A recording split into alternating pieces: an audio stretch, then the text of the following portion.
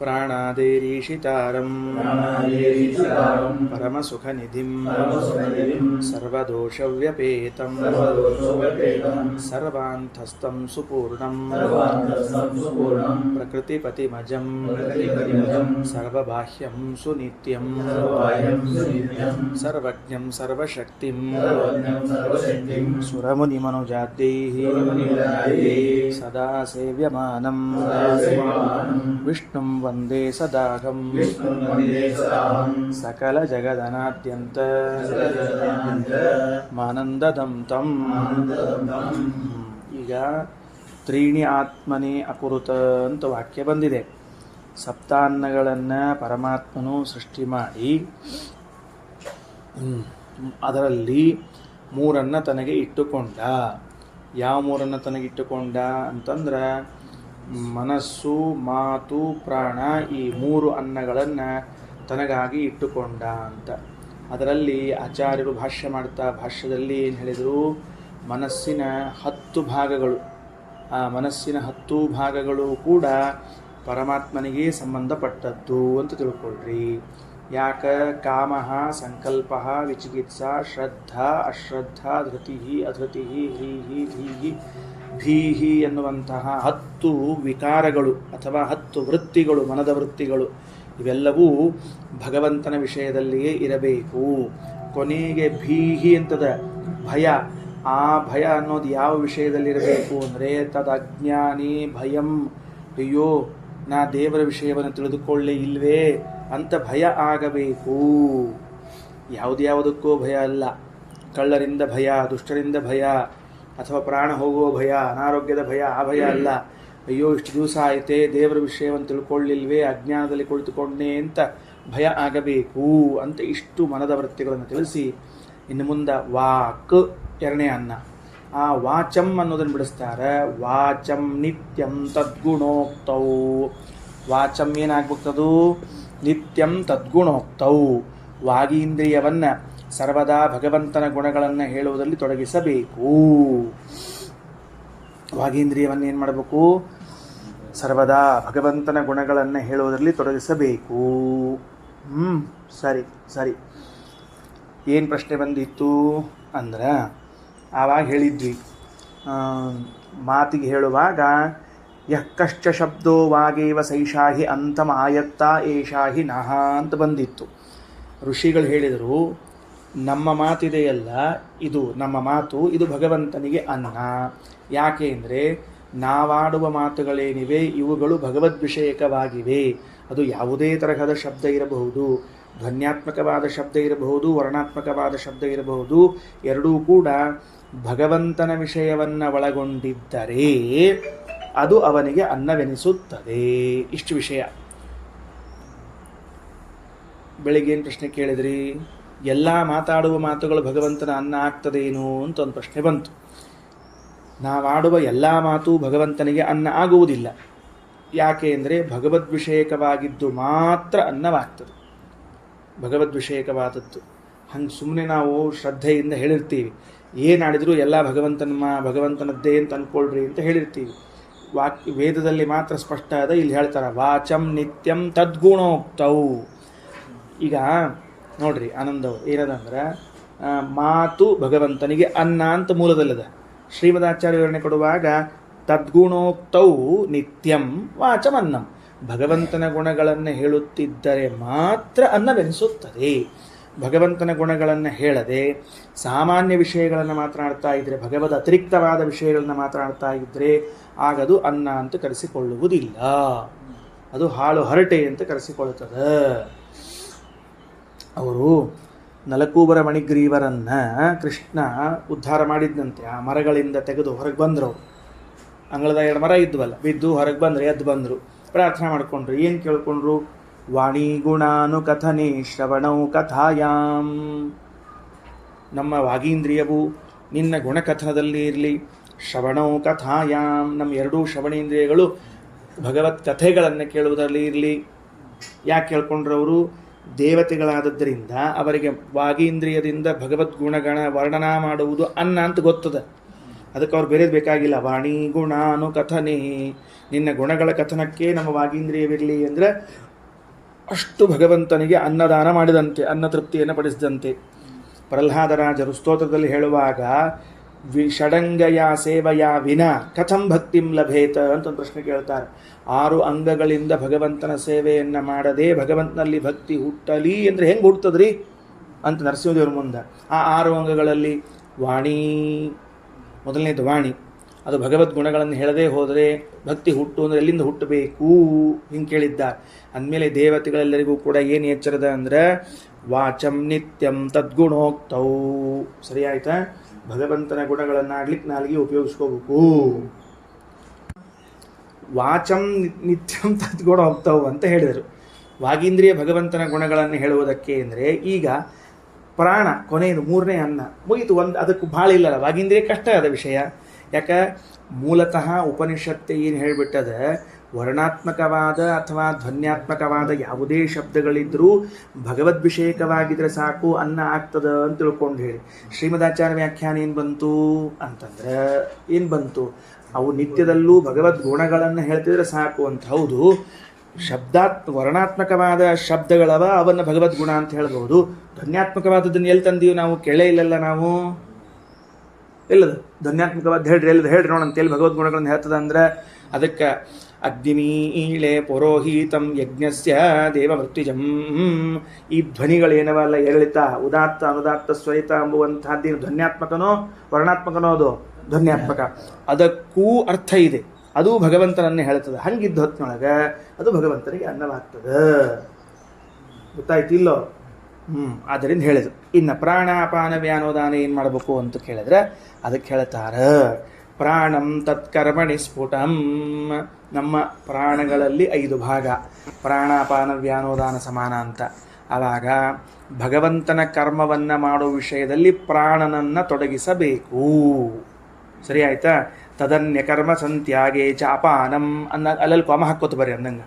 ವಾಚಂ ನಿತ್ಯಂ ತದ್ಗುಣೋಕ್ತೋ ಕಮ ಹಾಕ್ಕೊಳ್ರಿ, ಅರ್ಥ ಹೋಗ್ತದೆ.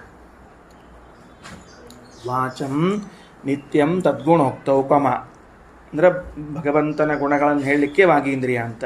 ಎರಡನೇದ್ದು ಪ್ರಾಣಂ ತತ್ಕರ್ಮಣಿ ಸ್ಫುಟಂ, ಅಲ್ಲಿ ಫುಲ್ ಪಾಯಿಂಟ್ ಅದ ಅಂದರೆ ಭಗವಂತನ ಕರ್ಮಗಳನ್ನು ಮಾಡುವುದರಲ್ಲಿ ಪ್ರಾಣನನ್ನು. ತದನ್ಯ ಕರ್ಮ ಸಂತ್ಯಾಗೇ ಚ ಅಪಾನಂ, ಭಗವಂತನ ಕರ್ಮವನ್ನು ಬಿಟ್ಟು ಅನ್ಯ ಕರ್ಮವನ್ನು ಮಾಡಬಾರದು ಎಂಬ ವಿಷಯದಲ್ಲಿ ಅಪಾನನನ್ನು. ಅಪಾನ ಪ್ರಾಣದೇವರು ಇದಕ್ಕೆ ಬರಬೇಕು ಅಂದರೆ ತದನ್ಯ ಕರ್ಮ ಸಂತ್ಯಾಗಿ, ದೇವ್ರ ಕೆಲಸ ಬಿಟ್ಟು ಉಳಿದ ಕೆಲಸ ಮಾಡ್ಲಿಕ್ಕೆ ಬಂದ್ವಿ ಅಂದರೆ ಅಪಾನ ನಾಮಕ ವಾಯುದೇವ್ರು ಹೇಳಬೇಕು, ಇದನ್ನು ಬಿಡಿಸಿ ನಮ್ಮ ಕಡೆಯಿಂದ ಅಂತ ಹೇಳ್ಬೇಕು. ಅವ್ರು ಬಿಡಿಸ್ತಾರೆ. ಟಕಪೂ ಕೆಲಸ ಮಾಡೋರು ಇರ್ತಾವಲ್ಲ, ಬೇಡಾದ ಕೆಲಸಗಳೆಲ್ಲ ಭಗವದ್ ಭಿನ್ನವಾದ ಕರ್ಮಗಳನ್ನು ಮಾಡಬಾರದು ಅನ್ನೋದಕ್ಕೆ ಅಪಾನ ನಾಮಕ ವಾಯುದೇವ್ರು ಬೇಕು. ಇನ್ನು ಮುಂದೆ ವ್ಯಾನಮಸ್ಯ ವಿರೋಧೀನಾಂ ನಿರಾಸಿತ್ವೇ, ಅಲ್ಲಿ ಕಾಮ ಹಾಕ್ಕೋಬೇಕು. ಅಸ್ಯ ವಿರೋಧೀನಾಂ ನಿರಾಸಿತ್ವೇ, ಈ ಭಗವಂತನ ವಿರೋಧಿಗಳನ್ನು ನಿರಾಕರಣೆ ಮಾಡೋ ವಿಷಯದಲ್ಲಿ ವ್ಯಾನ ನಾಮಕ ವಾಯುದೇವರನ್ನು ಉಪಯೋಗಿಸ್ಕೊಳ್ಬೇಕು. ಏನದ ಭಗವಂತನ ನೋಡ್ರಿ ಎಷ್ಟು ಚಂದದ. ವ್ಯಾನನಾಮಕ ವಾಯುದೇವರು ಏನು ಕೆಲಸ ಮಾಡಬೇಕು? ಭಗವದ್ ವಿರೋಧಿಗಳನ್ನು ನಿರಾಕರಣೆ ಮಾಡ್ಲಿಕ್ಕೆ ಬರಬೇಕು. ಹಂಗಲ್ಲಿ ಬಂದದ ಹಿಂದೆ ಏನಂತ ಧೈರ್ಯವನ್ನು ಎಲ್ಲಿ ತಾಳಬೇಕು ಅಂತ ಹೇಳ್ಯಾರ ಅಂದ್ರೆ ಭಗವಂತನನ್ನು ನಿಂದಿಸುವಂತಹ ವಾಕ್ಯಗಳನ್ನು ನಿರಾಕರಣೆ ಮಾಡ್ಲಿಕ್ಕೆ ಧೈರ್ಯ ತಾಳಬೇಕು ಅಂತ ಹೇಳ್ಯಾರ. ಅಂದ್ರೆ ಧೈರ್ಯವನ್ನು ಭಗವಂತನ ವಿರೋಧಗಳಾದ ವಾಕ್ಯಗಳನ್ನು ನಿಂದಿಸುವುದರಲ್ಲಿ ಬರೋದಾದರೆ, ನಿರಾಕರಣೆ ಮಾಡುವುದಲ್ಲ. ಆದರೆ ಇಲ್ಲಿ ಭಗವದ್ ವಿರೋಧಿಗಳನ್ನು ನಿರಾಕರಿಸುವ ವಿಷಯದಲ್ಲಿ ವ್ಯಾನ ಬರಬೇಕು. ವ್ಯಾನ ಬಂದಾಗ ವ್ಯಾನ ನಾಮಕ ವಾಯುದೇವರು ಕೆಲಸ ಮಾಡ್ತಾರೆ. ಈಗ ಉದಾಹರಣೆಗೆ ಭೀಮಸೇನ ದೇವರು ಮತ್ತು ದುರ್ಯೋಧನನನ್ನು ನಿರಾಕರಣೆ ಮಾಡಿದರು ಅಂತ ಇಟ್ಕೊಳ್ರಿ. ಸ್ವತಃ ಅವರೇ ಪ್ರಾಣಾಪಾನ ಆಗ್ಯಾರ, ಸುಮ್ಮನೆ ನಾವು ತಿಳ್ಕೊಳ್ಳಿಕ್ಕೆ ಹೇಳಿರ್ತೀವಿ. ಆವಾಗ ಯಾವ ಬಲವನ್ನು ಉಪಯೋಗಿಸ್ಕೊಂಡ್ರ ದೇಹದಲ್ಲಿ ಇದ್ದದ್ದು ಅಂದರೆ ವ್ಯಾನ ಬಲವನ್ನು ಉಪಯೋಗಿಸಿಕೊಂಡಿದ್ದಾರೆ. ಯಾಕೆ ವ್ಯಾನ ಬಲ ಉಪಯೋಗಿಸಿಕೊಂಡದಕ್ಕೆ ಭಗವದ್ ವಿರೋಧಿಗಳ ನಿರಾಕರಣೆ ಮಾಡ್ಲಿಕ್ಕೆ ಬರ್ತದೆ. ಇಷ್ಟರ್ಥ. ಈ ಮಾತುಗಳಾದರೆ ಖಂಡನ, ದೇಹ ಬಲ ಆದರೆ ಹೊಡೆಯೋದು. ಅದಕ್ಕೆ ಎರಡೂ ಹೇಳಿದೆ. ಖಂಡನ ಮಾಡಲಿಕ್ಕೆ ಧೈರ್ಯ ಬೇಕು, ವಿರೋಧಿಗಳನ್ನು ದೂರ ಹಾಕಲಿಕ್ಕೆ ವ್ಯಾನ ಬೇಕು. ದೇಹದಿಂದ, ಒಂದು ಮಾತಿನಿಂದ, ಒಂದು ಮನಸ್ಸಿನಿಂದ, ಒಂದು ಇದರಿಂದ, ಎರಡು ಕಡೆಯಿಂದಲೂ ಕೂಡ ಮಾಡಿ ಹಂಗೆ ಹೊತ್ತು ನೋಡಿ. ಸರಿ ಆಯ್ತಾ? ಇನ್ನು ಅಥ ಉದಾನಂ ಯೋಗಧಾರಣೆ ಅಲ್ಲೊಂದು ಕಮ ಹಾಕ್ಕೋಬೇಕು. ಉದಾನಂ ಉದಾನ್ ನಾಮಕ ಇವರು ವಾಯುದೇವರನ್ನ ಏನು ಮಾಡಬೇಕು? ಯೋಗಧಾರಣೆ. ಯೋಗಧಾರಣ ಅಂದ್ರೆ ಏನು? ಅನುಷ್ಠಾನ, ಯೋಗಾನುಷ್ಠಾನ. ಭಗವಂತನ ವಿಷಯದಲ್ಲಿ ಯೋಗಾನುಷ್ಠಾನವನ್ನು ಮಾಡಲಿಕ್ಕೆ ಉದಾನ್ ನಾಮಕ ವಾಯುದೇವರನ್ನು ತಗೊಳ್ಬೇಕು. ಅಂದರೆ ಪೂಜೆ, ಪುನಸ್ಕಾರ, ಪ್ರಾಣಾಯಾಮ ಮೊದಲಾದವುಗಳೇನವ ಅವೆಲ್ಲ ಯೋಗಾನುಷ್ಠಾನ ಅಂತ ಕರಿತಾವ. ಸರಿ ಆಯ್ತಾ? ಯೋಗಧಾರಣ ಅಂತ ಅನ್ನೋದದ ನೋಡ್ರಿ. ಧಾರಣ, ಧ್ಯಾನ, ಸಮಾಧಿ ಇವೆಲ್ಲ ಅವಲ್ಲ. ಇವೆಲ್ಲದಕ್ಕೂ ಉದಾನ್ ನಾಮಕ ವಾಯುದೇವರು ಬೇಕು ಅಂತ ಕರೆದಿದ್ದಾರೆ. ಯೋಗ ಅನ್ನೋ ಶಬ್ದಕ್ಕೆ ಸರಳ ತಿಳ್ಕೊಳ್ಳೋದು ಅಂದರೆ ಅಷ್ಟಾಂಗ ಯೋಗ. ಯಮ ನಿಯಮ, ಆಸನ, ಪ್ರಾಣಾಯಾಮ, ಪ್ರತ್ಯಾಹಾರ, ಧಾರಣ, ಧ್ಯಾನ, ಸಮಾಧಿ ಅಂತದ. ಏನು ಯೋಗ ಶಬ್ದಕ್ಕೆ ಅಷ್ಟಾಂಗ ಯೋಗ ಅಂತ ಬರ್ಕೊಂಬಿಡ್ರಿ. ಆ ಅಷ್ಟಾಂಗ ಯೋಗಗಳನ್ನು ಉಪಯೋಗಿಸೋ ಅನುಷ್ಠಾನ ಮಾಡೋ ವಿಷಯದಲ್ಲಿ ಉದಾನನನ್ನು ಒಂದೇ ಆಸನದಲ್ಲಿ ಕೂತಿರಬೇಕು, ಬಹಳ ಹೊತ್ತು ಕೂತಿರಬೇಕು. ಅಂದರೆ ಚಂದ ದೇವ್ರ ಪೂಜೆ ಮಾಡ್ಲಿಕ್ಕೆ ಆಗ್ತದೆ, ಸಂಧ್ಯಾವನೆ ಮಾಡ್ಲಿಕ್ಕೆ ಆಗ್ತದೆ. ಹಿಂಗೆ ಕೂತ್ಕೊಳ್ಳಿ, ಈ ಕಾಲು ನೋವು ಆತು ಅಂತ ಈ ಕಾಲು ಎತ್ತಿ, ಈ ಕಾಲ ಮೇಲೆ ಆ ಕಾಲು ನೋವು ಆತು ಅಂತ ಎತ್ತಿ, ಇನ್ನೊಂದು ಕಾಲ ಮೇಲೆಲ್ಲ ಇನ್ನೊಬ್ಬರ ತಲೆ ಮೇಲೆ ಇಟ್ಟರೆ ಹೆಂಗಾಗಬೇಕು, ಇನ್ನೊಬ್ಬರ ತಲೆ ಮೇಲೆ ಇಟ್ಟರೆ ಹೆಂಗಾಗಬೇಕು. ಅದಕ್ಕೆ ಈ ಯೋಗಾನುಷ್ಠಾನ, ಆ ಯಮ ನಿಯಮ, ಆಸನ, ಪ್ರಾಣಾಯಾಮ, ಪ್ರತ್ಯಾಹಾರ, ಧಾರಣ, ಧ್ಯಾನ, ಸಮಾಧಿಗಳನ್ನು ಮಾಡಲಿಕ್ಕೆ ಉದಾನ್ ನಾಮಕ ವಾಯುದೇವರು ಬೇಕು. ಇನ್ನು ಸಮಾನ ನಾಮಕ ವಾಯುದೇವರು ಎಲ್ಲಿ ಬೇಕಪ್ಪ ಅಂತ ಕೇಳಿದ್ರೆ ಸಮಾನಂ ನಿಯಮೇನ ತೂ. ನೋಡ್ರಿ, ಸಮಾನವನ್ನು ನಿಯಮದಲ್ಲಿ ಅಂತ ಹೇಳ್ಯಾರ. ಸಮಾನವನ್ನು ನಿಯಮದಲ್ಲಿ ಅಂತ ಹೇಳಿದ್ರೆ ಎಲ್ಲಿಗೆ? ನಮ್ಮ ಮನಸ್ಸು, ಮಾತು, ಇಂದ್ರಿಯಗಳು ಇವೆಲ್ಲವೂ ಭಗವಂತನಲ್ಲಿ ಯೋಜನಾ ಮಾಡಲಿಕ್ಕೆ ಸಮಾನ ಬೇಕು. ಅಲ್ಲೇ ಹೊಂದಿಸ್ಲಿಕ್ಕೆ ಅಲ್ಲಿ ಹೋಗಿ ಸೇರ್ಕೋಬೇಕು. ಅದು ಅಲ್ಲೇ ನೋಡ್ರಿ, ಮನೋವಾಗಾದಿ ಇಂದ್ರಿಯಾಣಂ ಸಮಾನಂ ನಿಯಮೇತ್ರ ತೂ. ಅಲ್ಲಿ ಶಬ್ದಗಳ ಅರ್ಥ ಮಾಡಿಕೊಳ್ಳ್ರಿ. ಅತ್ರ ಈ ಭಗವಂತನ ವಿಷಯದಲ್ಲಿ ಮನೋವಾಗಾದಿ ಇಂದ್ರಿಯಾಣಂ ನಿಯಮೆ, ಮನಸ್ಸು, ಮಾತು, ಇಂದ್ರಿಯಗಳು ನಿಯುಕ್ತವಾಗಲಿಕ್ಕೆ, ಸೇರಲಿಕ್ಕೆ ಸಮಾನ ಬೇಕು. ಸರಿ ಹೋತಾ? ಇನ್ನು ಅನ್ನಂ ಉಕ್ತೇಶು ಸುಸ್ಥೈರ್ಯೇ ನರಃ ಕುರ್ಯಾತ್ ಸದೈವಹಿ. ಏನಾತು? ಇದು ಯಾವಾಗ ಅನ್ನ ಆಗ್ತದೆ? ಹಂಗಾರೆ ಇಷ್ಟೆಲ್ಲ ಪ್ರಾಣವನ್ನು ಹೇಳಿಬಿಟ್ರಿ. ಈ ಪ್ರಾಣ ಅನ್ನ ಯಾವಾಗ ಆಗಬೇಕು ಅಂದ್ರೆ ಆಚಾರ ಕಂಡೀಷನ್ ತರ್ತಾರೆ. ಉಕ್ತೇಶು ಸುಸ್ಥೈರ್ಯೇ, ಈ ಮೇಲೆ ಹೇಳಿದ ಎಲ್ಲ ವಿಷಯಗಳಲ್ಲೂ ಸ್ಥಿರತೆ ಬಂದ ಮೇಲೆ ನರಹ ಅನ್ನಂ ಕುರ್ಯಾತ್, ಆಗ ಭಗವಂತನಿಗೆ ಇದು ಅನ್ನ ಅಂತ ಒಪ್ಪಿಸಬೇಕು. ಎಲ್ಲ ವಿಷಯಗಳಲ್ಲೂ ಸ್ಥಿರತೆ ಬಂದಾಗ ಅನ್ನ ಆಗ್ತದೆ ಹೊರತಾಗಿ ಕೇವಲ ಅಂದುಕೊಂಡದ್ದಕ್ಕೆ ಆಗೋದಿಲ್ಲ. ನಾ ಅನ್ಕೊಂಡ್ಬಿಟ್ಟೆ, ಏನು ಅನ್ಕೊಂಡ್ಬಿಟ್ಟೆ? ಇದು ಅನ್ನ ಅಂತ ಹಿಂಗೆ ಅನ್ಕೊಂಡ್ಬಿಟ್ಟೆ. ನೀ ಅನ್ಕೊಂಡ್ರೆ ಆಗಿಲ್ಲಪ್ಪ. ಎಷ್ಟು ಚಂದ ನೋಡ್ರಿ ಶಬ್ದ. ಅದು ಏನಂತಾರಲ್ಲಿ? ಅನ್ನಂ ಉಕ್ತೇಶು ಸುಸ್ಥೈರ್ಯೇ, ಮೇಲೆ ಹೇಳಿದ ವಿಷಯಗಳಲ್ಲಿ ಎಲ್ಲ ಸ್ಥಿರವಾದ ಮೇಲೆ ಅದು ಯಾವಾಗ? ಸದೈವಹಿ, ಕಾನ್ಸ್ಟೆಂಟ್ ಆಗಿರಬೇಕದು. ಭಗವಂತನ ಕೆಲಸವನ್ನು ಮಾಡೋ ವಿಷಯದಲ್ಲಿ ಪ್ರಾಣ ಇರಲೇಬೇಕು ಸದಾ ಅಂತ. ಆಮೇಲೆ ಅನ್ಯಕರ್ಮವನ್ನು ಬಿಡೋ ವಿಷಯದಲ್ಲಿ ಅಪಾನ ಇರಬೇಕು. ವಿರೋಧಿಗಳನ್ನು ನಿರಾಕರಿಸುವ ವಿಷಯದಲ್ಲಿ ವ್ಯಾನ ಇರಬೇಕು. ಭಗವದ್ ವಿಷಯಕ ಯೋಗಾನುಷ್ಠಾನ ಮಾಡೋ ವಿಷಯದಲ್ಲಿ ಉದಾನ. ಮನಸ್ಸು, ವಾಕು, ಇಂದ್ರಿಯ ಇವುಗಳನ್ನು ಭಗವಂತನ ವಿಷಯದಲ್ಲಿ ಪ್ರೇರಣಾ ಮಾಡಲಿಕ್ಕೆ ಸಮಾನ. ಇವೆಲ್ಲವೂ ಒಂದು ಸ್ಥಿರತೆ ಪಡೆದ ಮೇಲೆ ಆಗ ಭಗವಂತನಿಗೇನಂತ ಹೇಳಬೇಕು? ಇದಮನ್ನಂ ಅಂತ ಅನ್ನಬೇಕು. ಇಲ್ಲಿ ಅಷ್ಟೇ ಅಲ್ಲ, ಆ ಮಾತಿಗೂ ಹೌದು, ಮನಸ್ಸಿಗೂ ಹೌದು. ಅವೆಲ್ಲ ಸ್ಥಿರತೆ ಬರಬೇಕು. ಸ್ಥಿರತೆ ಬಂದ ಮೇಲೆ ಆಗದು ಅನ್ನ ಅಂತ ಕರ್ಸ್ಕೋತದ. ಸರಿ. ಇನ್ನು ಅಲ್ಲಿ ಇಚ್ಛಾ ಕಾಮಹ ಅಂತ ಒಂದು ಶಬ್ದ ಬಂತು ಬೆಳಗ್ಗೆ ಹೇಳೋ ಕಾಲಕ್ಕೆ. ಏನು ಮಾಡಿದ್ವಿ? ಸ್ವಲ್ಪ ವ್ಯತ್ಯಾಸ ಮಾಡೋಣ ಅಷ್ಟೇ ಅಂತ ತಿಳಿಸಿದೆ ನಾನು. ಹೆಂಗೆ ವ್ಯತ್ಯಾಸ ಮಾಡೋಣ ಅಂದ್ವಿ? ತದ್ ಭಕ್ತಿ ಕಾಮಹ ಸ್ಯಾತ್ ತದ್ವೇದನ ಇಚ್ಛಾ ಸ್ಯಾತ್ ಅಂದ್ವಿ. ಅಂದ್ರೆ ಭಕ್ತಿ ಕಾಮಹ ವೇದನ ಇಚ್ಛಾ ಅಂದ್ರೆ ಭಗವಂತನನ್ನು ತಿಳ್ಕೊಳ್ಬೇಕು ಅಂತ ಇಚ್ಛಾ, ಭಗವಂತನ ಭಕ್ತಿ ಮಾಡಬೇಕು ಅಂತ ಕಾಮ ಅಂತ. ಇಚ್ಛಾ ಕಾಮದಲ್ಲಿ ಏನಾಗ್ತದೆ ಅಂತ ತಿಳಿಲಿಲ್ಲ ನಮ್ಗೆ ಅಂತಂದ್ರೆ ಅದಕ್ಕೆ ಆಚಾರ ಬರೀತಾರೆ, ಅನೇಕ ಗೋಚರ ಇಚ್ಛಾ ಸ್ಯಾತ್ ಕಾಮ ಏಕಾಶ್ರಯೇ ಸ್ಥಿತ. ಗೊತ್ತಾಯ್ತೇನು? ಅಂದ್ರೆ ಅನೇಕ ವಿಷಯವಾದ ಇಚ್ಛೆ ಬಂದ್ರೆ ಅದಕ್ಕೆ ಇಚ್ಛಾ ಅನ್ಬೇಕು, ಏಕ ವಿಷಯಕವಾಗಿ ಇಚ್ಛಾ ಬಂದರೆ ಕಾಮ ಅಂತ ಕರಿಬೇಕು. ಬರ್ಕೊಳ್ರಿ, ಇವು ಸ್ವಲ್ಪ ಗೊತ್ತಾಗಂಗಿಲ್ಲ, ಬರ್ಕೊಳ್ರಿ. ಒಂದೇ ವಿಷಯದಲ್ಲಿ ಬಯಕೆ ಹುಟ್ಟಿದರೆ ಇಚ್ಛೆ, ಒಂದೇ ವಿಷಯದಲ್ಲಿ ಆಸೆ, ಅಪೇಕ್ಷೆ, ಬಯಕೆ ಹುಟ್ಟಿದರೆ ಇಚ್ಛೆ ಅಂತ ಕರಿಬೇಕು. ಒಂದೇ ವಿಷಯದಲ್ಲಿ ಬಯಕೆ ಹುಟ್ಟಿದರೆ ಅದನ್ನು ಕಾಮ ಎಂದು ಕರೆಯಬೇಕು. ಇಚ್ಛಾನೇ ಆ ಇಚ್ಛಾಕ್ಕೆ ಕಾಮ ಅಂತ ಹೆಸರಷ್ಟೇ. ಅದಕ್ಕೆ ಅನೇಕ ಗೋಚರ ಇಚ್ಛಾ ಸ್ಯಾತ್ ಕೊಮ ಹಾಕ್ಕೊಂಡು ಕಾಮ ಏಕಾಶ್ರಯೇ ಸ್ಥಿತ. ಅಲ್ಲೊಂದು ಕೊಮ ಹಾಕ್ಕೊಂಡ್ಬಿಡ್ರಿ. ಎಲ್ಲಿ? ಅನೇಕ ಗೋಚರ ಇಚ್ಛಾ ಸ್ಯಾತ್ ಅನ್ನಲ್ಲಿ ಕೊಮ ಹಾಕ್ಕೊಳ್ರಿ. ಅಂದರೆ ಎರಡು ಬೇರೆ ಬೇರೆ ವಿಷಯ ಅಂತ ಗೊತ್ತಾಗಲಿ. ಕಾಮ ಏಕಾಶ್ರಯೇ ಸ್ಥಿತ. ಒಂದೇ ವಿಷಯದಲ್ಲಿ ಇಚ್ಛಾ ಇದ್ರೆ ಕಾಮ, ಈಗ ಎರಡನೇದು ಬರ್ಕೊಳ್ರಿ. ಅನೇಕ ವಿಷಯಗಳಲ್ಲಿ ಇಚ್ಛೆ ಉಂಟಾದರೆ ಅದನ್ನು ಇಚ್ಛೆ ಎಂದು ಕರೆಯುತ್ತಾರೆ. ಅನೇಕ ವಿಷಯಗಳಲ್ಲಿ ಬಯಕೆಯು ಉಂಟಾದರೆ ಅದನ್ನು ಇಚ್ಛೆ ಎಂದು ಕರೆಯಬೇಕು. ಅನೇಕ ವಿಷಯಗಳ ಬಯಕೆ ಉಳ್ಳದ್ದಾದರೆ ಇಚ್ಛಾ ಅಂತ ಕರೀತದ ಮೊದಲು ದೃಷ್ಟಾಂತ ಯಾವುದು? ಸಂಧ್ಯಾವಂದನೆ ಮಾಡಬೇಕು, ದೇವ್ರ ಪೂಜೆ ಮಾಡಬೇಕು, ವೈಷ್ಣವ ಮಾಡಬೇಕು, ಬಲಿಹರಣ ಮಾಡಬೇಕು, ವೈಶ್ವಾನರ ಯಜ್ಞ ಮಾಡಬೇಕು, ಇವೆಲ್ಲ ಅನೇಕ ಬಯಕೆಗಳು. ಇದಕ್ಕೆ ಇಚ್ಛಾ ಅಂತ ಕರಿಬೇಕು. ಗೊತ್ತಾಯ್ತು ಇಲ್ಲೋ? ದೇವರಲ್ಲಿ ಭಕ್ತಿ ಮಾಡಬೇಕು, ಇದಕ್ಕೆ ಕಾಮ ಅಂತ ಕರಿಬೇಕು. ಅಷ್ಟೇ, ಮುಗಿದು ಹೊತ್ತು. ಇನ್ಯಾರಲ್ಲಿ ಭಕ್ತಿ ಮಾಡೋ ಹಂಗಿಲ್ಲ. ಮತ್ತೆ ಅವರಲ್ಲೇ ಭಕ್ತಿ ಮಾಡೋದು. ಉಳಿದವರೆಲ್ಲ ಒಂದು ಪರಿವಾರತ್ವೇನ, ಒಂದು ಸೇವಕತ್ವೇನ, ಶಿಷ್ಯತ್ವೇನ ಎಲ್ಲ ಮುಂದೆ ವಿಷಯ. ಭಕ್ತಿ ಎಲ್ಲಿ ಮಾಡಬೇಕು? ದೇವರಲ್ಲಿ. ಅದು ಕಾಮ. ಏಕ ವಿಷಯಕವಾದರೆ ಕಾಮ, ಅನೇಕ ವಿಷಯವಾದರೆ ಇಚ್ಛಾ. ಓಕೆನಾ?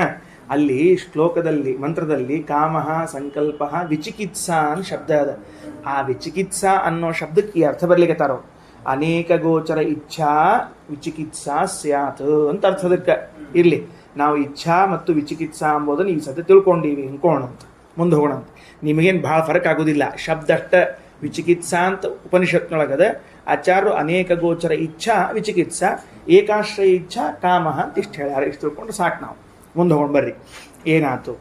ಪ್ರಾಣ ಪ್ರವೃತ್ತಿ ಹೇತು ಸ್ಯಾದಪಾನಸ್ತ್ವ ನಿವರ್ತನೆ ಬಲಕರ್ಮ ತಥಾ ವ್ಯಾನ ಉದಾನೋ ಯೋಗ ಕರ್ಮಕೃತ ದೇಹೇಂದ್ರಿಯ ಮನೋನೇತ ಸಮಾನೋ ನ ಸ್ಥಿತಿಪ್ರದ. ಆಹಾ, ಅಲ್ಲಿ ಮೇಲೆ ಕೊಟ್ಟಿದ್ರಲ್ಲ, ಅಷ್ಟು ಸಂಗ್ರಹ ಮಾಡಿದರು. ಪ್ರಾಣ ಪ್ರವೃತ್ತಿ ಹೇತು, ನಮ್ಮ ದೇಹದಲ್ಲಿ ಏನಾದರೂ ಚಟುವಟಿಕೆಗಳಾಗ್ತಾ ಇದ್ರೆ ಅದಕ್ಕೆ ಪ್ರಾಣ ಕಾರಣ. ಪ್ರಾಣ ಪ್ರವೃತ್ತಿ ಹೇತು. ಎತ್ತಿದ್ರಲ್ಲೋ ಕೈ ಎತ್ತಿದ್ರಲ್ಲೋ ಕೈ ಇಳಿಸಿದ್ರಲ್ಲೋ ಪ್ರಾಣ ಅಂತ ಅರ್ಥ. ಆಕ್ಟಿವಿಟೀಸ್. ಪ್ರಾಣ ಪ್ರವೃತ್ತಿ ಹೇತು ಸ್ಯಾತ್. ಅಪಾನಸ್ತು ನಿವರ್ತನೆ. ಎಲ್ಲ ನಿವರ್ತನೆ ಅಂದ್ರೇನು? ವಿಡ್ರಾವಲ್ ಮಾಡ್ಕೊಳ್ಳೋದು. ಎಲ್ಲ ಬೇಡಪ್ಪ, ನಂಗೆ ಏನು ಬೇಡ, ಸುಮ್ ಕೂತ್ಬಿಡ್ತೇನೆ ತಣ್ಣಗ ಅಂತ ಹೇಳಿ. ಆವಾಗ ನಿವರ್ತನೆ, ರಿಟೈರ್ಮೆಂಟ್ ಅಥವಾ ವಿಡ್ರಾವಲ್ ಏನಾರ ಒಂದು ಬರ್ಕೊಡ್ರಿ ಇಂಗ್ಲೀಷ್ನ ಬೇಕಾದವರು. ಅದಕ್ಕೇನು ಅಂದ್ರೆ ನಿವೃತ್ತ ಮಾಡ್ಕೊಳ್ಳೋದಾದ್ರೆ ಅದಕ್ಕೆ ಬಿಟ್ಬಿಡೋದು ಅಷ್ಟೆ. ಹೆಂಗೆ ಅಂದ್ರೆ, ಏನೋ ಒಂದು ದುಷ್ಟ ಪದಾರ್ಥವನ್ನು ತಿನ್ನೋ ಪ್ರಸಂಗ ಬಂತು, ನಿವೃತ್ತ ಆಗಿಬಿಟ್ವಿ, ಬೇಡ ಇದನ್ನು ತಿನ್ನೋದು ಬೇಡ ನಾವು ಅಂತ ತಿಳ್ಕೊಂಡು. ಆವಾಗ ಅಪಾನ. ನಿಷಿದ್ಧವಾದ ಪದಾರ್ಥವನ್ನು ಕುಡಿಯೋ ಪ್ರಸಂಗ ಬಂದಿತ್ತು, ತಿರುಗಿದ್ವಿ ಬೇಡ ಅಂತ ತಿಳ್ಕೊಂಡು ಅಪಾನಾಮಕವಾಗಿ ಕೆಲಸ ಮಾಡಿದ್ರು ಅಂತ ಅರ್ಥ. ಅವ್ರ ಕೆಲಸ ಅದು. ಅರ್ಥ ಆಯ್ತೇನೀಗ? ಬರಬೇಕು ಅಂದ್ರೆ ಅದಕ್ಕೆ ಅವರು ಅಂತ ಗೊತ್ತಿರಬೇಕು. ಏನೋ ಅದೊಂದೇನೋ ಹಾಕಿದ್ರಪ್ಪ ನಿಷಿದ್ಧ, ನಂಗೆ ಬೇಡ ಅನಿಸಿ ಬಿಟ್ಬಿಟ್ಟು ತಿನ್ಲಿಲ್ಲ ನಾನು ಅಂತ ಹಿಂಗೆ ಬಂದ್ವಿ ಅಂದ್ರೆ ಅಪಾನಾಮಕವಾಗಿ ಕೆಲಸ ಮಾಡಿದ್ರೆ ಅಂತ ಅರ್ಥ ಬೇಕು. ಬರದ ನೋಡ್ರಿ, ನಮ್ದಲ್ಲದ ಅವ್ರದ್ದು ಆಚಾರ ವಾಕ್ಯ. ಅಪಾನಸ್ತು ನಿವರ್ತನೆ. ಈಗ ಸಾಮಾನ್ಯವಾಗಿ ನಮ್ಮಂಥವ್ರಿಗೇನು ಅನ್ಸಂಗಿಲ್ಲ, ಸೆರೆ ಕುಡಿಬೇಕು ಅನ್ಸಂಗಿಲ್ಲ, ಸಿಗರೇಟ್ ಸೇದಬೇಕು ಅನ್ಸಂಗಿಲ್ಲ, ಮತ್ತು ಇನ್ನೇನೋ ಹೊರಗೆ ಮಾಂಸ ತಿನ್ಬೇಕು. ಯಾಕಂದ್ರೆ ನಿವರ್ತನೆ ಅವೆಲ್ಲ ನಿವೃತ್ತಿಗೊಳಿಸ್ಲಿಕ್ಕೆ ಅಪಾನಾಮಕವಾಗಿ ಅವ್ರು ಬಲಿಷ್ಠರಾಗಿ ಕೂತಾರೆ ನಮ್ಮಲ್ಲಿ. ಹೀಗಾಗಿ ನಮ್ಮನ್ನು ಎಲ್ಲೂ ಅಲ್ಲಿ ತೊಡಗಿಸಂಗೇ ಇಲ್ಲ ಅವರು. ಸ್ವಾಮಿಗಳು ಬಂದರು ಮಠಕ್ಕೆ ಹೋಗ್ಬೇಕು ಅಂದ್ರೆ ಠಣ್ ಜಿಗಿದು ಹೋಗ್ತಿರ್ತಾರೆ. ಪ್ರಾಣನಾಮಕವಾಗಿ ರೆಡಿ ಆಗಿಬಿಟ್ಟಿರ್ತಾರೆ. ಪ್ರಾಣ ಪ್ರವೃತ್ತಿ ಹೇತು ಸ್ಯಾದ್ ಅಪಾನಸ್ತು ನಿವರ್ತನೆ ಬಲಕರ್ಮ ತಥಾ ವ್ಯಾನ. ಬಲದಿಂದ ಏನಾದರೂ ದೇಹದ ಬಲವನ್ನು ಹಾಕಿ ಕೆಲಸ ಮಾಡೋ ಪ್ರಸಂಗ ಬಂದರೆ ಆಗ ವ್ಯಾನಾಮಕ ವಾಯುದೇವರು ಅಂತ ತಿಳ್ಕೋಬೇಕು. ಈಗ ಪ್ರದಕ್ಷಿಣೆ ಹಾಕ್ತಿರ್ತೀವಿ, ನಮಸ್ಕಾರ ಮಾಡ್ತಿರ್ತೀವಿ, ದೇಹದಲ್ಲಿ ಬಲ ಬೇಕಾಗ್ತದೆ. ಪ್ರದಕ್ಷಿಣೆ ನಮಸ್ಕಾರ ಹಾಕುವಾಗ ದೇಹದಲ್ಲಿ ಬಲ ಬೇಕು. ಬಾವಿ ಮೇಲೆ ಸ್ನಾನ ಮಾಡಿದೆ ಅಂತ ಇಟ್ಕೊಳ್ರಿ, ನದಿ ಒಳಗೆ ಸ್ನಾನ ಮಾಡಿದೆ ಅಂತ ಇಟ್ಕೊಳ್ರಿ. ನದಿ ತನಕ ಹೋಗಿ ಸ್ನಾನ ಮಾಡಿ ನೀರು ತೊಗೊಂಡು ಮನೆ ತನಕ ಬಂದು ಏನು ಪೂಜೆ ಮಾಡಬೇಕಾದ್ರೆ ಬಲ ಬೇಕಾಗ್ತದೆ. ಅದಕ್ಕೆ ವ್ಯಾನನಾಮಕ ವಾಯುದೇವರು. ಎಲ್ಲ ಪೂಜಾಕ್ಕೆ ಸಂಬಂಧಪಟ್ಟಂಗೆ ಹೇಳ್ತೀನಿ ನಾನು. ಹಂಗೆ ಯಜ್ಞಕ್ಕೆ ಬೇಕಾದ ಸಾಮಗ್ರಿಗಳು, ಕಾಡಿಗೆ ಹೋಗಿ ಸಮಿತ್ತು ಇವನ್ನೆಲ್ಲ ತೊಗೊಂಬರ್ಬೇಕಲ್ಲ, ಮತ್ತು ಅವಾಗ ತುಳಸಿ ಗಿಳಿಸಿ ಎಲ್ಲ ಅವಾಗ ಬೇಕಾಗ್ತದೆ ಅಂತ ಅರ್ಥ. ಇನ್ನು ಉದಾನೋ ಯೋಗ ಕರ್ಮಕೃತ. ಉದಾನ ನಾಮಕ ವಾಯುದೇವರು ಯೋಗ ಕರ್ಮವನ್ನು ಉಂಟು ಮಾಡೋರು ಹೇಳಿದ್ದೀನಿ. ಆಸನ ಪ್ರಾಣಾಯಾಮ ಇತ್ಯಾದಿಗಳು. ದೇಹೇಂದ್ರಿಯ ಮನೋನೇತ ಸಮಾನೋ ನ ಸ್ಥಿತಿಪ್ರದ. ದೇಹ ಇಂದ್ರಿಯ ಮನಸ್ಸುಗಳಿಗೆ ನೇತ ಆದವರು ಯಾರು ಅಂದರೆ ಸಮಾನಃ ನಃ ಸ್ಥಿತಿಪ್ರದ. ಅವರೇ ನಮಗೆ ಸ್ಥಿರತೆ ಉಂಟು ಮಾಡೋರು. ಸಮಾನ ನಾಮಕ ವಾಯುದೇವರೇ ಏನು ಮಾಡ್ತಾರೆ? ನಮಗೆ ಸ್ಥಿರತ್ವವನ್ನು ತಂದು ಕೊಡ್ತಾರೆ. ಭಾರಿ ಚಂದದ, ಭಾರಿ ಚಂದದ ಸಮಾನ ಸ್ಥಿತಿಯನ್ನು ತಂದು ಕೊಡ್ತಾರೆ, ಕಾನ್ಸಂಟ್ರೇಷನ್ ಮಾಡ್ತಾರೆ ಸಮಾನಾಮಕ ವಾಯುದೇವರು. ಇನ್ನು ಇಷ್ಟು ಮುಗಿದ ಮೇಲೆ ಈಗ ಬೆಳಗ್ಗೆ ಏನು ಹೇಳಿದ್ದೆ ಅಂದರೆ ಒಂದು ವಾಕ್ಯವನ್ನು ನಾನು ಆಮೇಲೆ ಹೇಳ್ತೀನಿ ಅಂತ ಹೇಳಿದ್ದೆ ನೋಡಿ. ನಾನು ನೆನಪು ಮಾಡಿರಿ, ನೀವು ಮಾಡಲ್ಲ ನಾ ಮಾಡ್ತೇನೆ ಅಂತ ಹೇಳಿದ್ದೆ. ಈಗ ಮಾಡ್ಲಿಕ್ಕೆ ನಾನೇ. ಅದು 533ನೇ ಪುಟದಲ್ಲಿ ನಿಮ್ಮದು ಏನದ? ಮನೋಮಯೋ ವಾ ಅಯಮಾತ್ಮ ವಾ ಏತನ್ಮಯೋ ವಾ ಅಯಮಾತ್ಮ ವಾಂಗ್ಮಯೋ ಮನೋಮಯ ಪ್ರಾಣಮಯ ಅಂತದ. ಸರಿನಾ? 204 ಹೋಗದ ನೋಡ್ರಿ ಶ್ರೀಕಾಂತ್ ಅವ್ರು ಮೇಲ್ಗಡೆಗೆ ಕೊನೆಯ ವಾಕ್ಯ ಏತನ್ಮಯೋ ವಾ ಅಯಮಾತ್ಮ ವಾಂಗ್ಮಯೋ ಮನೋಮಯ ಪ್ರಾಣಮಯ ಅಂತದ. ಇದಕ್ಕೆ ವಿವರಣೆಯನ್ನು ಕೊಡ್ಲಿಕ್ಕೆ ಪಿಕೆ ಅವ್ರು ತಿಳಿತೇನೆ ವಾಕ್ಯ ಸಿಕ್ಕದಿಲ್ಲ ಹಿಂದಿನೊಳಗೆ ಎಲ್ಲದ 533 9ನೇ ನಂಬರು ಏತನ್ಮಯೋ ವಾ ಅಯಮಾತ್ಮ ವಾಂಗ್ಮಯೋ ಮನೋಮಯೋ ಪ್ರಾಣಮಯ ಅಂತದ. ಅದಕ್ಕೆ ಅರ್ಥ ಏನು ಅಂತ ಬೇಕಾಗಿದೆ ಈಗ ನಮಗೆ, ಸರಿನಾ? ಅದಕ್ಕೆ ಬರೀತಾರೆ ನೋಡ್ರಿ, ಏತನ್ಮಯ ಅಯಮಾತ್ಮ ಅಂತಂದ್ರೆ ಇದಕ್ಕೆ ಮೂರು ಅರ್ಥ ಬರ್ದಾರೆ. ನಾ ಅದಕ್ಕೆ ಬೆಳಗ್ಗೆ ಹೇಳಂಗಿಲ್ಲ, ಈಗ ಹೇಳ್ತೀನಿ ಅಂತ ಹೇಳಿದ್ದೆ. ರಾಯರು ಎಷ್ಟು ಚಂದ ಬರೀತಾರೆ ನೋಡ್ರಿ. ಏನು ಬರ್ದಾರೆ ಅಂದ್ರೆ,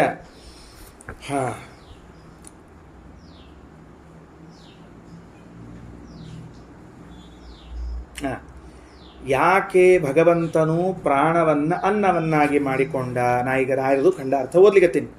ಇದು ಯಾವುದು ಬೃಹದಾರಣ್ಯಕ ಉಪನಿಷತ್ ಖಂಡಾರ್ಥದಲ್ಲಿ ಪ್ರಶ್ನೆ ಮಾಡಿಕೊಂಡು ರಾಯರು, ಕುತಃ ಪ್ರಾಣವನ್ನಮಕುರುತ ಹರಿಹಿ, ಇಲ್ರಿ ದೇವರು ಪ್ರಾಣನನ್ನು ಯಾಕೆ ಅನ್ನ ಮಾಡಿಕೊಂಡ ಅಂದ್ರೆ ಮನಸ್ಸನ್ನು ಅಂದ್ರೆ ಅದನ್ನ ಮಾತನ್ನು ಯಾಕೆ ಅನ್ನ ಮಾಡಿಕೊಂಡ? ಆಗಲೇ ಪ್ರಶ್ನೆ ಕೇಳಿದೆ ನೋಡ್ರಿ ಆನಂದ್ ಅವರು ರಾಯರು ಬರೆದಾರ ಉತ್ತರ. ಏನಂತಾರೆ, ಏನಂದಿದ್ವಿ ನಾವು, ಭಗವಂತನು 7 ಅನ್ನಗಳಲ್ಲಿ 3 ಅನ್ನಗಳನ್ನು ತನಗೆ ಮಾಡಿಕೊಂಡ ಅಂತ. ಅಲ್ಲಿ ರಾಯರ ಪ್ರಶ್ನೆ ಈಗ ಉಪನಿಷತ್ತೇ ಉತ್ತರ ಹೇಳಿದ. ಯಾಕೆ ಮಾಡಿಕೊಂಡ ಪ್ರಾಣನನ್ನ, ಮನಸ್ಸನ್ನ, ಮಾತನ್ನು ಯಾಕೆ ಮಾಡಿಕೊಂಡ ಅಂತ ಕೇಳಿದ್ರೆ ಅದಕ್ಕೆ ಉತ್ತರ ಕೊಡ್ತಾರೆ. ಏತನ್ಮಯೋವ ಅಯಮಾತ್ಮ, ಅಯಮಾತ್ಮ ಈ ಜೀವ ಏನಿದ್ದಾನಲ್ಲ, ಈಗ ಮೊದಲೇ ಸರ್ತಿ ಆತ್ಮ ಶಬ್ದಕ್ಕೆ ಜೀವ ಅಂತ ಅರ್ಥ.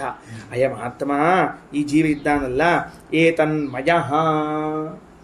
ಏತನ್ಮಯ ಅಂದ್ರೆ ತನ್ನ ಜೀವನದಲ್ಲಿ ಇವು 3 ಪ್ರಧಾನವಾಗಿ ಉಳ್ಳವನಾಗಿದ್ದಾನ. ಮಾತು ಪ್ರಧಾನ, ಮನಸ್ಸು ಪ್ರಧಾನ, ಪ್ರಾಣ ಪ್ರಧಾನ ಆಗಿ ಉಳ್ಳವನಾಗ್ಯಾನ. ಅದಕ್ಕೆ ದೇವ್ರೇನು ಮಾಡಿದ, ನಿನ್ನ ಜೀವನದೊಳಗೆ ಯಾವ್ದು ಪ್ರಧಾನ ಆಗಿದೆಪ್ಪ ಅದು ನನಗನ್ನ ಆಗ್ಲಿ ಮಾಡ್ಕೊಂಡ. ಬರ್ದಾರ ನೋಡ್ರಿ ರಾಯರು ಬರ್ದಾರ ನೋಡ್ರಿ. ಏನಂತಾರೆ, ಅಯಮಾತ್ಮ ಸಜೀವ ಏತನ್ಮಯ ಅಂತದ. ಈ ಮಯ ಶಬ್ದಕ್ಕೆ ಪ್ರಧಾನ ಅಂತ ಅರ್ಥ ಬರ್ಕೊಂಡು ಇಟ್ಕೊಳ್ರಿ ಪುಸ್ತಕದಾಗ. ಏನಂತ ಇಲ್ಲಿ ನಿಮ್ಮ ಇದು ನೋಟ್ಬುಕ್ ತೋಡ್ಬೇಕು ನಡೀತದ. ಏತನ್ಮಯ ಅಂತ ಬರ್ಕೊಂಡು ಏತತ್ ಪ್ರಧಾನ ಅಂತ ಬರ್ಕೊಳ್ರಿ. ಬರ್ಕೊಂಡು ಪ್ರಾಧಾನ್ಯೇ ಮಯಟ ಇಷ್ಟು ಬರ್ಕೋಬೇಕು ಶಬ್ದ. ಪ್ರಾಧಾನ್ಯೇ ಮಯಟ ಅಂದ್ರೆ ಒಂದು ಶಬ್ದಕ್ಕೆ ಮಯಟ್ ಶಬ್ದ ಹತ್ತಿಕೊಂಡ್ರೆ ಅದಕ್ಕೆ ಪ್ರಧಾನ ಎಂಬ ಅರ್ಥವನ್ನು ಹೇಳಬೇಕು. ಗದ್ದಲಮಯ ಅಂತಂತಾರೆ.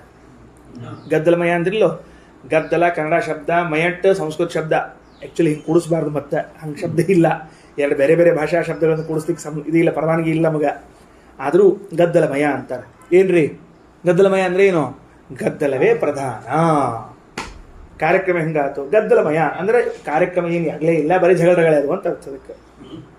ಸಿಹಿಮಯ ಪಾಯಸ ಅಂದ್ರೆ ಏನು ಅರ್ಥದಕ್ಕೆ? ಸಕ್ರೆ ಪ್ರಧಾನದ ಅಂತ ಅರ್ಥದಕ್ಕೆ. ಹಾಲು ಶಾವಿಗೆ ಇದ್ದಿದ್ದಿಲ್ಲ ಅಂತಲ್ಲ, ಪ್ರಧಾನ. ಇದು ಕಾಣಿಸ್ಲಿಲ್ಲ.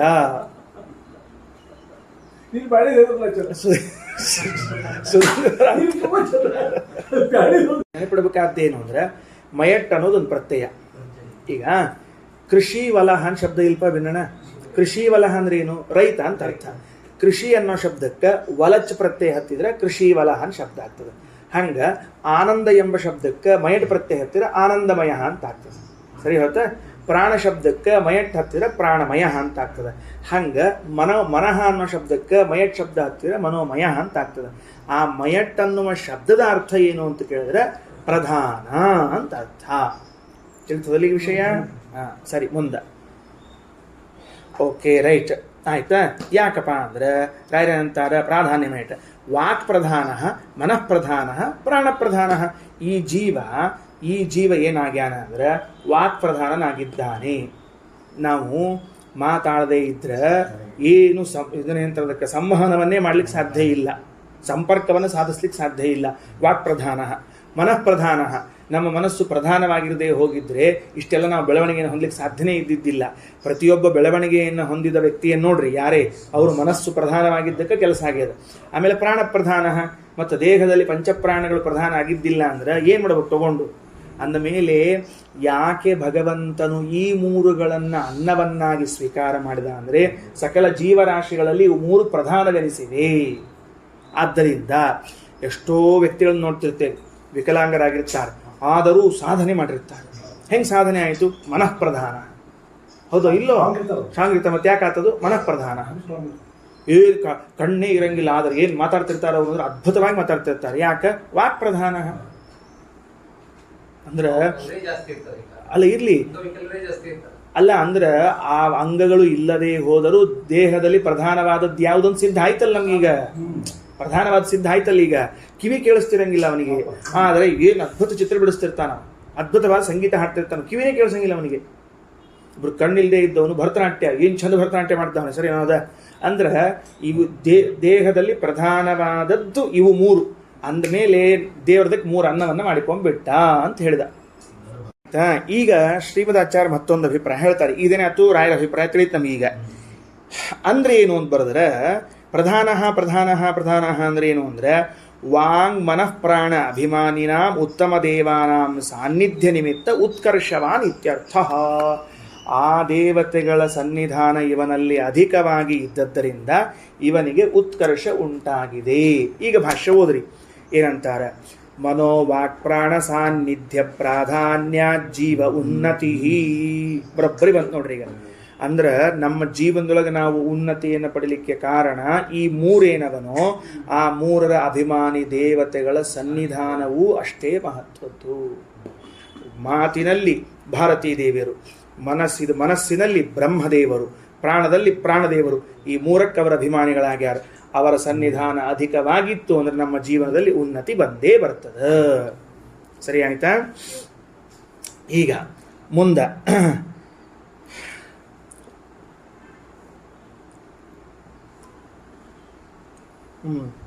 ಭಾಷ್ಯ ನೋಡ್ಬಿಡ್ರಿ. ಮನೋವಾಕ್ ಪ್ರಾಣರೂಪೋಸೋ ಭಗವಾನ್ ಪುರುಷೋತ್ತಮ. ಮೊದಲಿದು ಹೇಳ್ಬಿಡ್ತೀನಿ. ಭಗವಂತ ಸ್ವತಃ ಮನೋವಾಕ್ ಪ್ರಾಣರೂಪನಾಗಿದ್ದಾನೆ.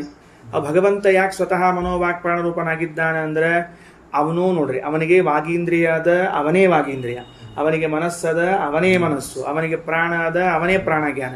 ಸರಿಯಾ?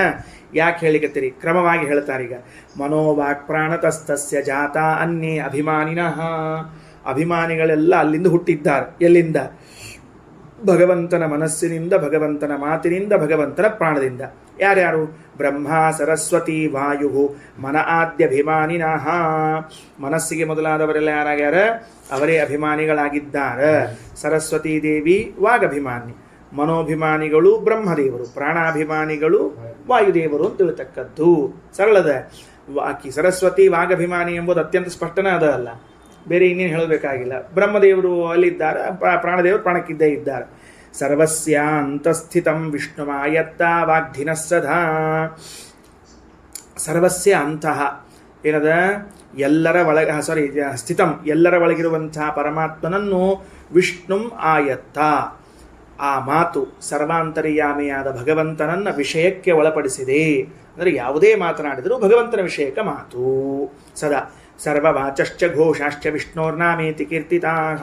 ಈಗೊಂದು ಹೊಸ ಅಂಶ ಶ್ರೀಮದಾಚಾರ್ಯ ತಂದರು. ಏನು? ಎಲ್ಲ ಮಾತುಗಳು ಅಂದರೆ ಧ್ವನ್ಯಾತ್ಮಕವಾದ, ವರ್ಣಾತ್ಮಕವಾದ ಎಲ್ಲ ಮಾತುಗಳು ಭಗವಂತನ ನಾಮ. ಭಗವಂತನ ನಾಮ ಅಂದ್ರೆ ಈಗ ನಾವು ಭಗವದ್ವಿಷಯಕವಾದ ಒಂದು ಮಾತುಗಳನ್ನು ಆಡಿದ್ದೇವೆ ಅಂತ ಇಟ್ಕೊಳ್ರಿ. ಅದು ಏನು ಆಡಿದಂಗಾಯಿತು ಅಂದರೆ ದೇವರ ನಾಮೋಚ್ಚಾರಣೆ ಮಾಡಿದಂತಾಯಿತು. ದೇವರ ನಾಮೋಚ್ಚಾರಣೆಯನ್ನು ಮಾಡಿದಂತಾಯಿತು. ನೋಡ್ರಿ ಏನು ಅದಕ್ಕೆ ತಜ್ಞಾನಾಂ ತತ್ಫಲಂಚ ಸ್ಯಾತ್. ಹಿಂಗೆ ತಿಳ್ಕೊಂಡವರಿಗೆ ವಿಷ್ಣು ನಾಮೋಚ್ಚಾರಣೆ ಮಾಡಿದ ಫಲ ಬರ್ತದೆ. ಅಜ್ಞಾನಾಂ ತತ್ಫಲಂ ನತು. ಅದು ತಿಳ್ಕೊಳ್ಳದೆ ಹೋದರೆ ಅವರಿಗೆ ಫಲ ಬರುವುದಿಲ್ಲ. ಸರ್ವೇಂದ್ರಿಯಗತಂ ಜ್ಞಾನಂ ಮನ ಆಯತ್ತಮೀರಿತಂ. ಎಲ್ಲ ಇಂದ್ರಿಯಗಳಿಂದ ಬರುವಂತಹ ಜ್ಞಾನವು ಮನಸ್ಸಿನ ಅಧೀನವಾಗಿದೆ. ಆಯತ್ತ ಅಂದರೆ ಅಧೀನ ಅಂತ ಅರ್ಥ. ಬರೆದಿಟ್ಟುಕೊಳ್ರಿ, ತಿಳಿಯಂಗಿಲ್ಲ. ಮನ ಆಯತ್ತಮೀರಿತಂ. ಆಯತ್ತ = ಅಧೀನ. ಕಣ್ಣಿನಿಂದ ಜ್ಞಾನ ಬರಬಹುದು, ಮೂಗಿನಿಂದ ಜ್ಞಾನ ಬರಬಹುದು. ಯಾವುದೇ ಜ್ಞಾನ ಬರಬೇಕಾದರೂ ಮನಸ್ಸಿಗೆ ಅಧೀನವಾಗಿಯೇ ಬರಬೇಕು. ಅದಕ್ಕೆ ಪೃಷ್ಠೆ ಸ್ಪೃಷ್ಟೋಪ್ಯನೇನಾಹಂ ಸ್ಪೃಷ್ಟ ಇತ್ತೇವ ವೇತ್ಯತಃ. ಹಿಂದೆ ಬೆನ್ನಿಗೆ ಮುಟ್ಟಿದ್ರೆ ಇವ ನನಗೆ ಮುಟ್ಟಿದ್ ನೋಡು ಅಂತ ಗೊತ್ತಾಗ್ತದೆ. ಯಾವಾಗ? ಮನಸ್ಸು ಇದ್ದರೆ. ಮನಸ್ಸಿ ಅವ್ಯಾಕುಲೆ ಅನ್ಯತ್ರ ನೈವ ವೇತ್ತಿ ಕಥಂಚನ.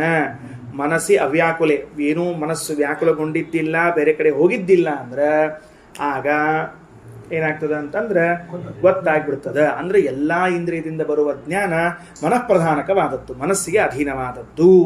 ಸರಿ ಆಯ್ತಾ? ಈಗ ಮತ್ತೆ ಆ ವಾಕ್ಯಕ್ಕೆ ಬರೋಣಂತ. ಒಂದು ಅರ್ಥ ಆತ. ಈಗ ನಮ್ಗೆ ಏನು ಅರ್ಥ ಆಗ್ಯದ ಒಂದು ಅಂತಂದ್ರೆ ಏತನ್ಮಯೋ ವಾ ಅಯಮಾತ್ಮ ವಾಂಗ್ಮಯೋ ಮನೋಮಯ ಪ್ರಾಣಮಯ. ಈ ಜೀವನಲ್ಲಿ ಪ್ರಧಾನವಾದದ್ಯಾವುದು? ವಾಕ್ಪ್ರಧಾನ, ಮನಃಪ್ರಧಾನ, ಪ್ರಾಣಪ್ರಧಾನ ಅಂತ. ಅದರ ಅರ್ಥ ಏನಾಯಿತು?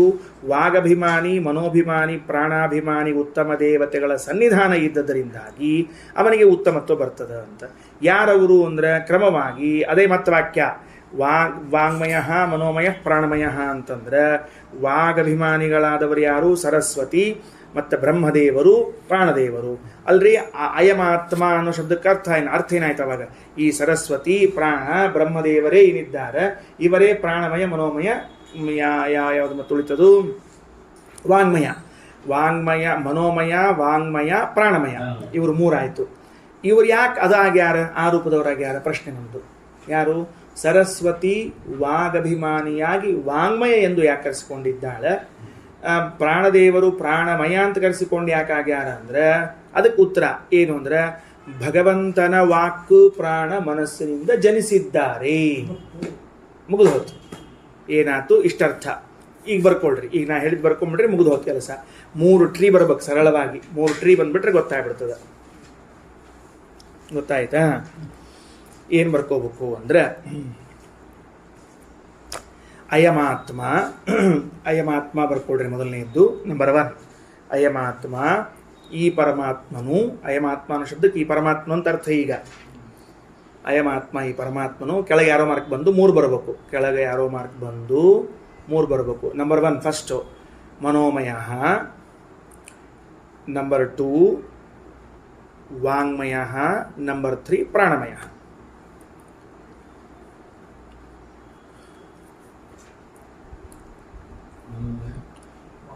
ವಾಂಗ್ಮಯ, ಮನೋಮಯ, ವಾಂಗ್ಮಯ, ಪ್ರಾಣಮಯ. ಇಲ್ಲಿ ಮನಃಶಬ್ದ ಮಯಟ್ ಶಬ್ದಕ್ಕೆ ಸ್ವರೂಪ ಅಂತ ಅರ್ಥ. ಈಗ ಏನರ್ಥ? ಈಗ ಅದಕ್ಕೆ ಸ್ವರೂಪ ಅಂತ ಅರ್ಥ. ಇದು ಬರ್ಕೊಡ್ರಿ. ಮಯ ಅಂತ ಬರ್ಕೊಂಡು ಸ್ವರೂಪ ಅಂತ ಬರ್ಕೋಬೇಕು. ಸರಿ ಆಯ್ತಾ? ಕೆಳಗೆ ನೆಕ್ಸ್ಟ್ ಎರಡನೇ ಸ್ಟೆಪ್ ಏನು ಅಂದ್ರೆ ಅಯಮಾತ್ಮ. ಮತ್ತೊಂದು ಸರ್ತಿ ಸರ. ಅಯಮಾತ್ಮ.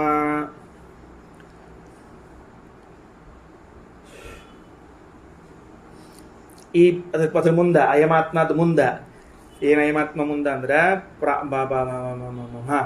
ಬ್ರಹ್ಮ ಸರಸ್ವತಿ ಪ್ರಾಣರು. ಬ್ರಹ್ಮ ಸರಸ್ವತಿ ಪ್ರಾಣರು.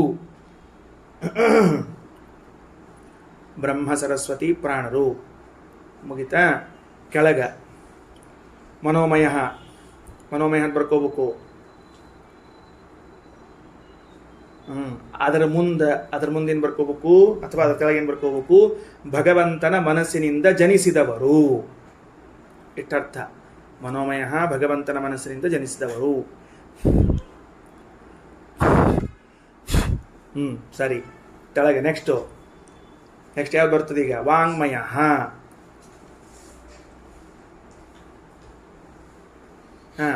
ಭಗವಂತನ ವಾಗೀಂದ್ರಿಯದಿಂದ ಜನಿಸಿದವರು. ಭಗವಂತನ ವಾಗೀಂದ್ರಿಯದಿಂದ ಜನಿಸಿದವರಾದ್ಮೇಲೆ ಸರಸ್ವತಿ ಅಥವಾ ಭಾರತಿಯಿಂದ ಬರ್ಕೊಳ್ರಿ ಮುಂದಲ್ಲೇ. ಜನಿಸಿದವರು ಅಂತ ಆದ್ಕೊಳ್ಳೆ ಭಾರತಿ ಅಥವಾ ಸರಸ್ವತಿ. ಆ ಕಡೆ ತೆಳಗೆ ಮೊದಲೇದ್ರ ತೆಳಗೆ ಬ್ರಹ್ಮ ಅಂತ ಬರ್ಕೊಳ್ರಿ. ಮನೋಮಯಕ್ಕೆ ಮೇಲಿಂದಕ್ಕೆ ಬ್ರಹ್ಮ ಅಂತ ಬರ್ಕೊಳ್ರಿ. Next third ಪ್ರಾಣಮಯ. ಯಾರೋ ಒಬ್ರು ಭಾರತಿ ಅಥವಾ ಸರಸ್ವತಿ. ಈಗ ನೆಕ್ಸ್ಟ್ ಮೂರನೆಯದ್ದು ಪ್ರಾಣಮಯ ಅಂತ ಬರ್ಕೊಂಡು ಭಗವಂತನ ಪ್ರಾಣದಿಂದ ಹುಟ್ಟಿದ ಪ್ರಾಣದೇವರು. ಪ್ರಾಣಾದ್ವಾಯುರಜಾಯತ.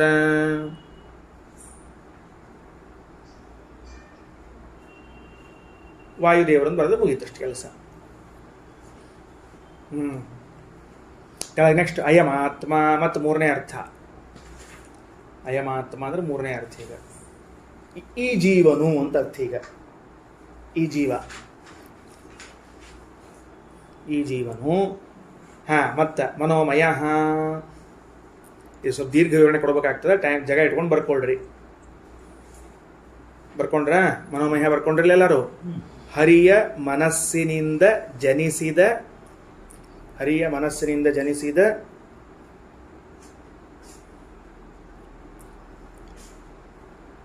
ಮನೋಭಿಮಾನಿಗಳಾದ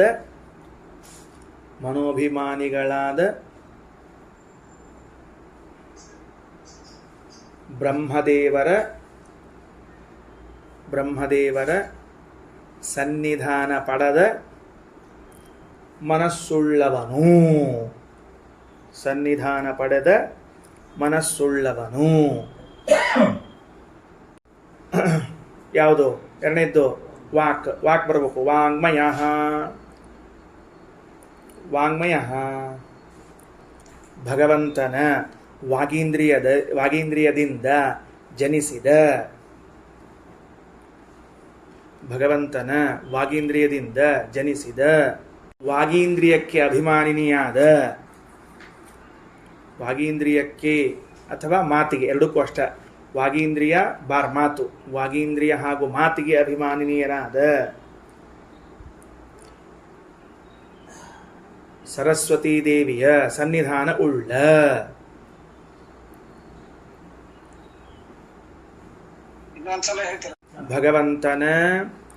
ಭಗವಂತನ ಪ್ರಾಣದಿಂದ ಜನಿಸಿದ ನಮ್ಮ ಪಂಚಪ್ರಾಣಕ್ಕೆ ಅಭಿಮಾನಿಗಳಾದ, ಭಗವಂತನ ಪ್ರಾಣದಿಂದ ಜನಿಸಿದ ನಮ್ಮ ಪಂಚಪ್ರಾಣಕ್ಕೆ ಅಭಿಮಾನಿಗಳಾದ ಮುಖ್ಯ ಪ್ರಾಣನ ಸನ್ನಿಧಾನ ಉಳ್ಳ. ಈ ರೀತಿಯಾಗಿ ಇರುವುದರಿಂದ ಭಗವಂತನು ಮನಸ್ಸು, ಮಾತು, ಪ್ರಾಣಗಳನ್ನು ತನ್ನ ಅನ್ನವನ್ನಾಗಿ ಮಾಡಿಕೊಂಡ. ಇಷ್ಟ ಅಭಿಪ್ರಾಯ ನೋಡ್ರಿ. ಅದಕ್ಕೆ ಕೊನೆಯ ವಾಕ್ಯ ಅದು. ಏತನ್ಮಯೋ ವಾ ಅಯಮಾತ್ಮ ವಾಂಗ್ಮಯೋ ಮನೋಮಯ ಪ್ರಾಣಮಯ.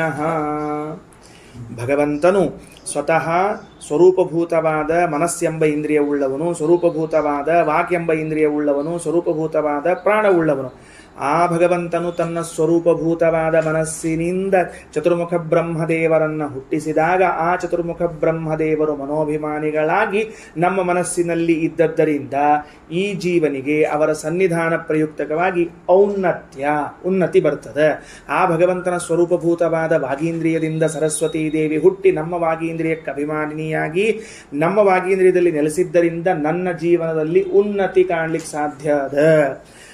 ಭಗವಂತನ ಪ್ರಾಣದಿಂದ ಪ್ರಾಣದೇವರು ಹುಟ್ಟಿ ನಮ್ಮ ಪಂಚಪ್ರಾಣಗಳಿಗೆ ಅಭಿಮಾನಿಗಳಾದ ಮುಖ್ಯ ಪ್ರಾಣದೇವರು ನಮ್ಮ ಪಂಚಪ್ರಾಣದಲ್ಲಿ ಇದ್ದದ್ದರಿಂದ ನನ್ನಿಂದ ಸತ್ಕರ್ಮಗಳನ್ನು ಮಾಡಲಿಕ್ಕೆ ಸಾಧ್ಯ ಅದ. ಆದ್ದರಿಂದಲೇ ತ್ರೀಣ್ಯಾತ್ಮನೇ ಅಕುರುತ. ಭಗವಂತನು ಮಾತು, ಮನಸ್ಸು, ಪ್ರಾಣವನ್ನು ತನ್ನ ಅನ್ನವನ್ನಾಗಿ ಮಾಡಿಕೊಂಡ ಅಂತ ತಿಳಿಸಿಕೊಟ್ರು. ಶ್ರೀಕೃಷ್ಣಾರ್ಪಣಮಸ್ತು.